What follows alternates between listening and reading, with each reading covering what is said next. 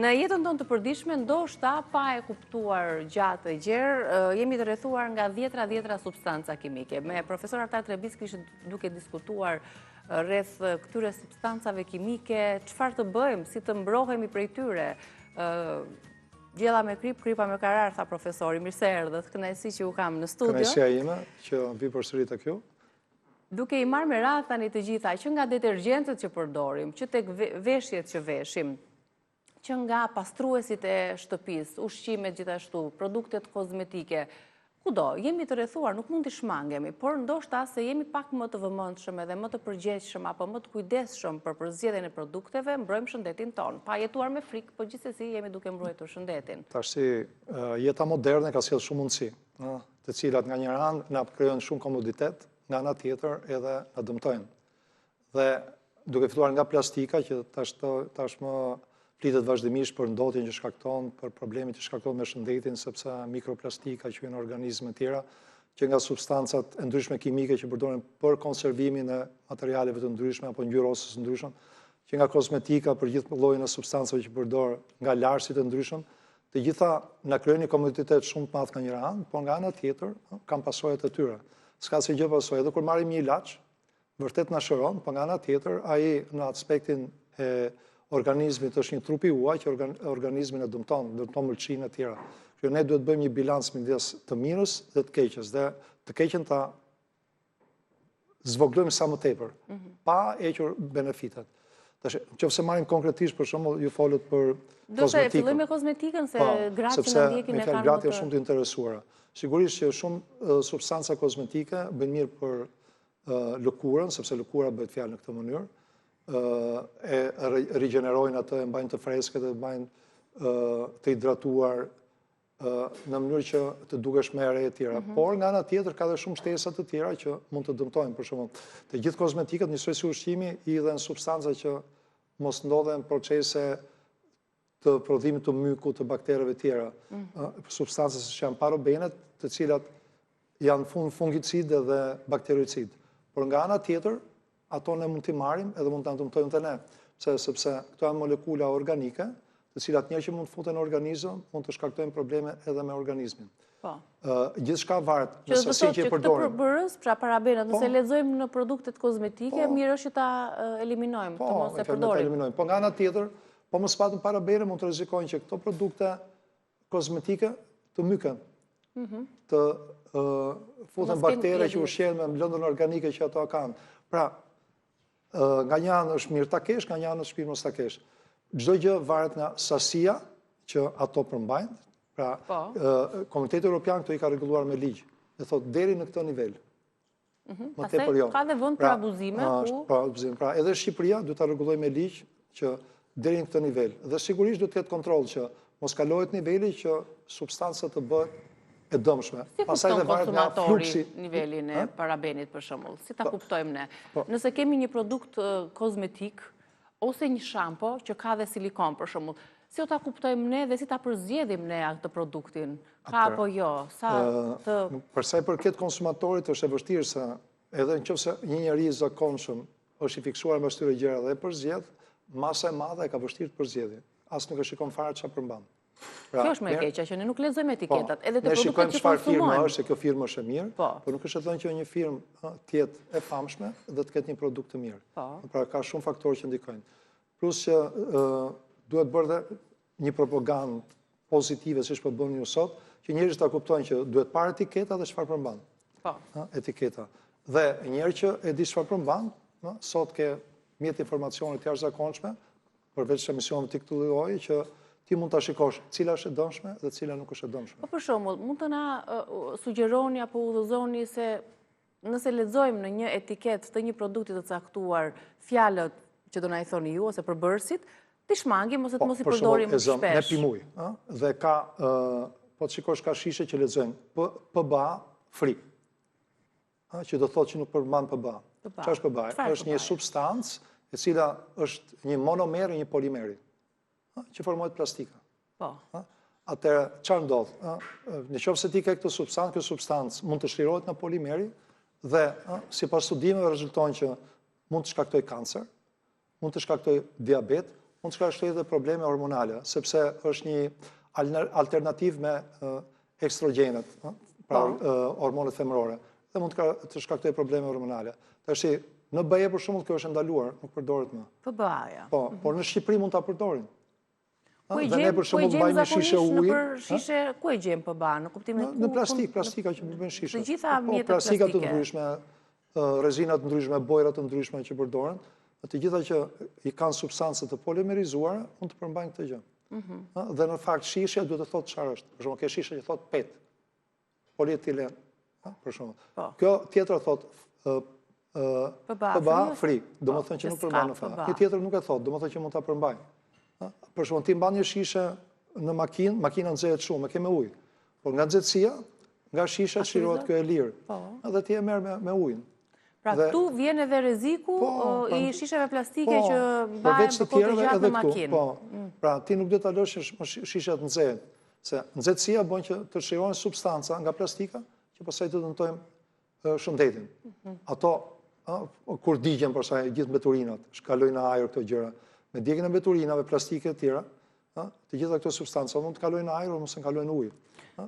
Sa dyqane kemi, të paktën në kryeqytet, ku bidonat shishet plastike tregtohen dhe qëndrojnë jashtë tani që nxehet dhe ngrohet koha, pikërisht me PBA-n aty dhe ato nga nxehtësia sigurisht që aktivizojnë. Po vaj. Vaj, shishet e tjera plastike. Ullirit që shesin për rrugë fshatarët, apo të tjera qumshti që shesin rrugët gjitha. Të gjitha këto, faktikisht ne i përdorim pa menduar që mund të na shkaktojnë dëm. Dhe qytetari nuk e di që ky dëm vjen nga vetë plastika që në kushte të caktuara na shiron substanca të dëmshme. Tashti është më mirë të përdorim plastik apo ujë? Kështu, më fal, qelç. Sigurisht që qelçi është më i mirë, shumë më i mirë se plastika. Qelçi ka një problem tjetër, koston e transportit. Sepse qelçi është shumë i rëndë. Nga ana tjetër, transporti çfarë bën? Do të mjedisin. Do të mjedisit na dëmton ne sepse na vjen gjithë substancat e është një zinxhir që jo për ta bërë që duhet jetojmë me frikë jo bobo, po të paktën të jemi të përgjithshëm me të kujdesshëm. Duhet jemi të kujdesshëm. Po kështu, për shembull ju that larësit. Larësit janë të llojeve nga të ndryshme, nuk janë vetëm larësit e rrobave. Ti ke larës të dyshemes, ke larës të banjës, ke larës të ende, secili ka specifikën e vet dhe rrezikun e vet. Pra, si nga pikpamja e aromës dhe asaj që ti merr. Tani tek aroma, sa më të forta të jenë aromat, aq më problematike dhe më shumë përbërës kanë, apo duhet na thonë diçka tjetër aroma? Varet nga përqendrimi që kam thënë dhe çfarë arome kam përdorur. Ndonjëherë aroma vetëm me përqendrim të lartë për të gënjur vlerësin që me që ka aromë është e mirë. Jo, nuk e bën të mirë aroma një larës. E bën aftësitë lartëse që ka ai. Jo aroma. Për të mos thënë që aroma vetë ndonjëherë mund të jetë alergjike. Sepse të gjitha këto substanca përveç tjera mund të shkaktojnë dhe alergji tek njerëz të ndryshëm. Mua më bën alergji, ty s'të bën. Fakti që nuk të bën ty, nuk do të thotë se të tjerëve nuk i bën alergji. Gjithë ato kimikate shkaktojnë alergji. Pastaj të gjithë produktet larës si rregull përmbajnë substanca që mbasi shplahen ku shkojnë? Në ujëra që derdhen në det.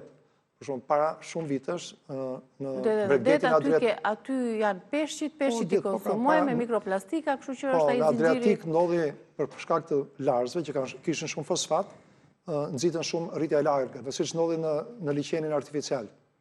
Rritja e algave vjen nga substancat ushqyese që janë me tepric, fosfate e tjera, që vijnë edhe nga jashtëqitja njerëzore, por edhe nga larësit që përmbajnë fosfate. Dhe rritja e algave çfarë bën? Që mos ketë më oksigjen ujë dhe ngordh gjithë peshqit. Dhe prandaj BE-ja për shembull tash e ndalon të gjithë larësit mos kenë fosfat në një nivel caktuar. Por ndryshe është e jashtëligjshme.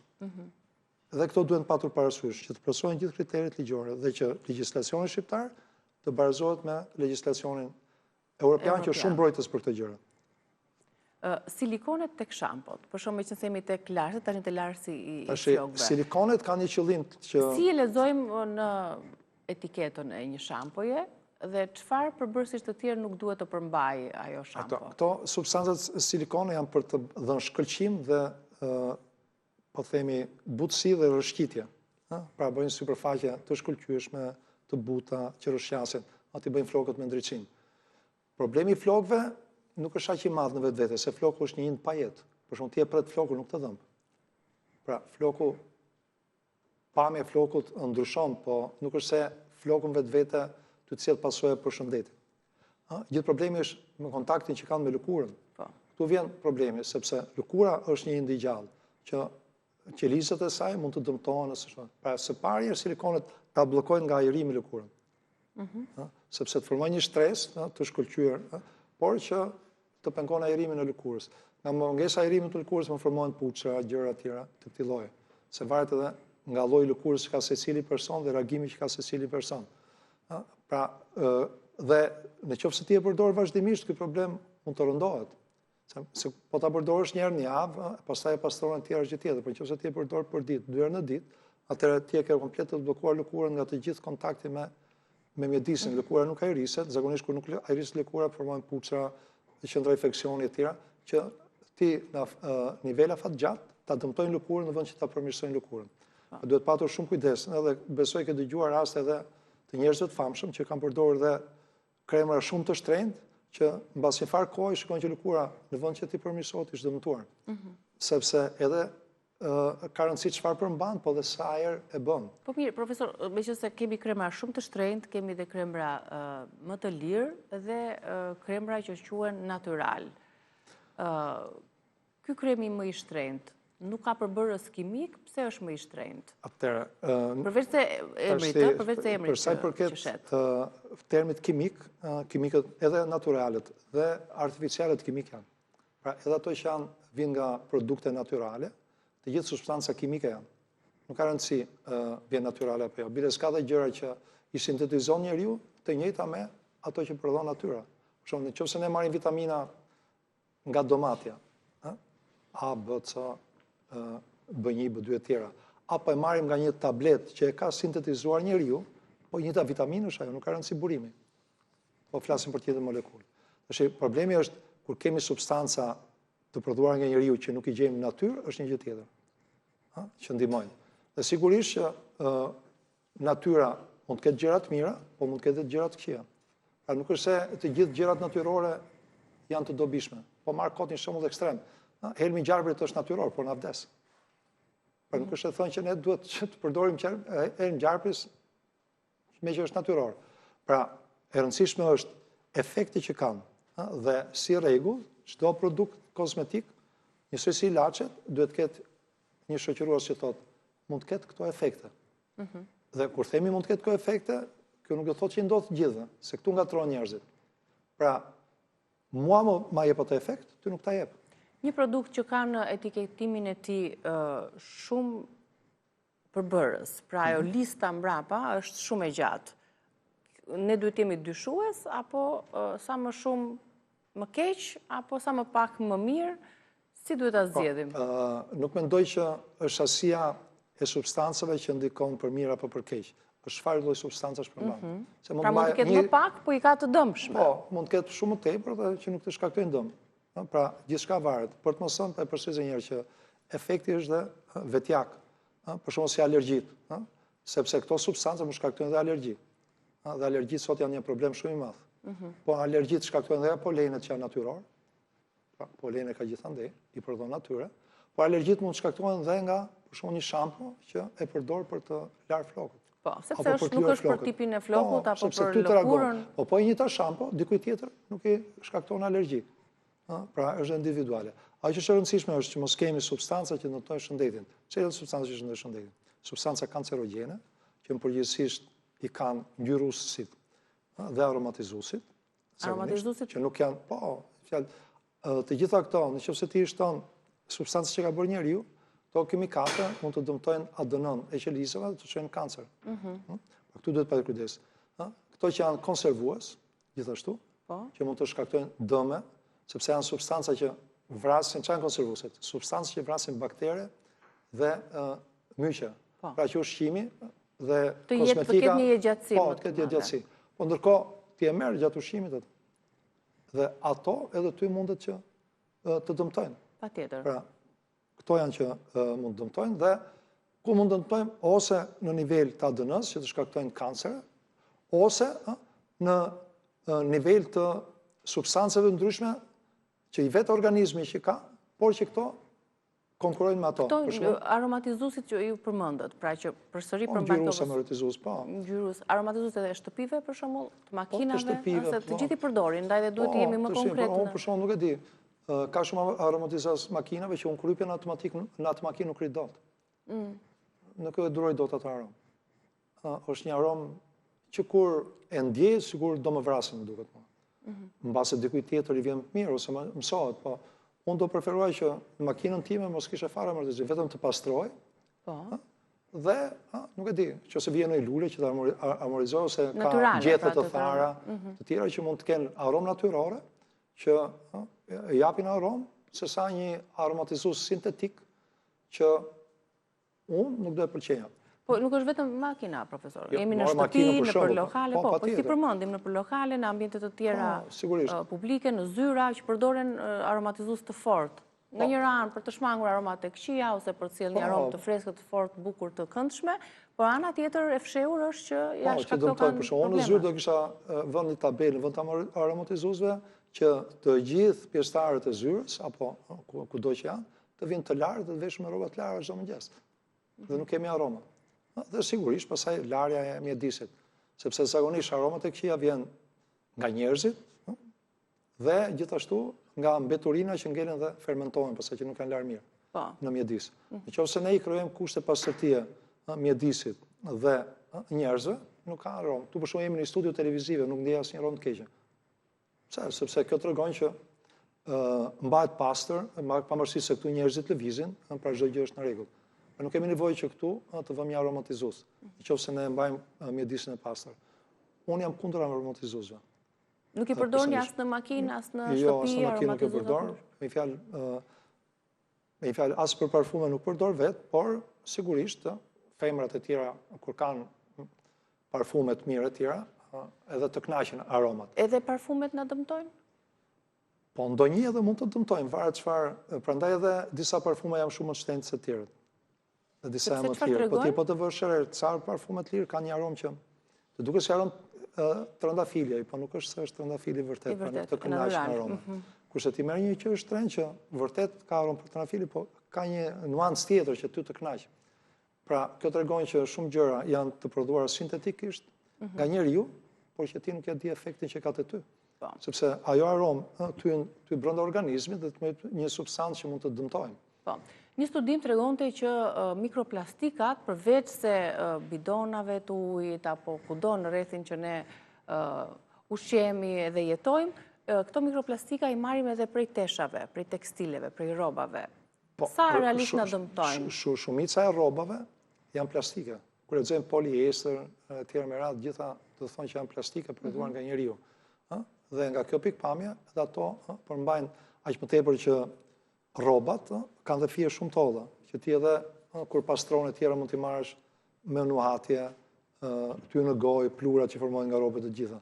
Dhe këto janë grimca kaq të vogla që fizikisht ato mund t'hyjnë në qelizat tona. Pra ne nuk kuptojmë, nuk i ndjejmë, pra ato hyn në organizëm. Pra, ky është një problem i madh sot se në të gjithë botën, nuk e di ke vajtur në lumentë e Shqipërisë janë gjithë qese plastike të coptuara. Po këto kanë shkuar në lumen, janë bërë grimca jashtëzakonisht vogla që han peshqit. Ne han peshqit, i marrim me vete, i fusim në organizmin tonë. Dhe sot është një problem shumë i madh, dëmtimi i qelizave nga mikroplastika. Sepse janë kaq të vogla sa futen në qelizë dhe pastaj dëmtojnë qelizën.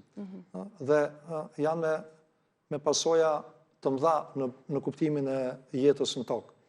Kjo është nga lufta të mëdha. Po, kështu edhe rrobat. Pra, ka një problem shumë të madh me rrobat se si duhet të riciklohen. Pra ne kemi thënë që okej të zgjedhim veshje pambuku sepse janë më të rehatshme kundra. Po problemi i gjërave natyrore është që është më lehtë për njeriu sot të prodhojë sintetike se sa njerëz natyrore. Për shkak të kostës? Po, kostos dhe sasisë. Pra për të prodhuar ti pambuk duhet mbjellësh fusha të tëra me pambuk. Për të prodhuar poliester është fare kollaj, fabrika prodhon sa dojnë. Nga një sasi e caktuar naftë e tjera më radhë. Është shumë e lehtë të prodhosh poliester dhe me kosto shumë të luajtur dhe me sasi shumë të madhe se sa të prodhosh pambuk. Ky është problemi. Po. Tani në këtë treg kaq të frustruar e të ngjeshur, profesor, kemi ndonjë zgjidhje, ndonjë këshill sepse do mendojnë njerëzit që, po mirë, mos veshim, mos lahemi, s'kemi detergjent, nuk kemi ku ta mbajmë ujin, çfarë të bëjmë tani? Çfarë këshillesh mund t'i japim? Tash gjithçka është sa përdorim dhe çfarë përdorim. Ti the përpara të thonin gjella me krip, kripa me karar. Pra, duhet që ti përdorim me kujdes dhe jo në mënyrë të egzageruar. Se edhe sa është frekuenca e përdorimit ndikon, jo vetëm përdorimin vetë. Dhe sigurisht duhet për gjëra të caktuara mund të këshillohemi dhe me specialist dhe të shohim etiketën. Dhe origjinën. Është një kulturë e munguar tek ne leximi i etiketave të produkteve ushqimore, të produkteve të kozmetikës. Unë mendoj që asnjëri nuk e lexon etiketën. E pari është se po ta vësh etiketat janë me shkrim kaq të vogël sa që edhe të duash ta lexosh. Nuk e lexon dot. Edhe ato të ilaçeve që merr ti, po ta lexosh ato janë kaq të vogla sa që. Është strategjike kjo apo thjesht? Po, mund të jetë strategjike. Që ti mos ta lexosh, si punë atyre kontratave që të shkruajnë me të vogël një gjë aty poshtë, dhe ti e firmos. Mos jetë shumë e vëmendshme. Ti krish, mos jesh e vëmendshme, dhe ta kalosh. Por më e mira të mirave është që ta ham ushqim të pa konservuar. Po. Pra, ushqim pas konservuar që nuk e kanë hedhur, pra nuk është përpunuar. Sa më të pak i përpunuar që të jetë një ushqim, aq më mirë është. Sa më shumë i përpunuar, aq më shumë shtesa ka brenda vetes. Për shembull, një rreziku që të ketë shtesa shumë më tepër nga njeriu i një djathi, po themi, nga këto që hapen me fik, është shumë i madh se sa të djathi bardh. Sepse ajo është një përzierje gjërash, po futen shumë gjëra aty brenda. Për që një till i but, për të ketë përpatën një rezistencë dhe jetë gjatësi. Përzierje nuk është, jo, se kanë për jetë gjatësi, për ta bërë të but, për ta bërë të shishëm e tjera.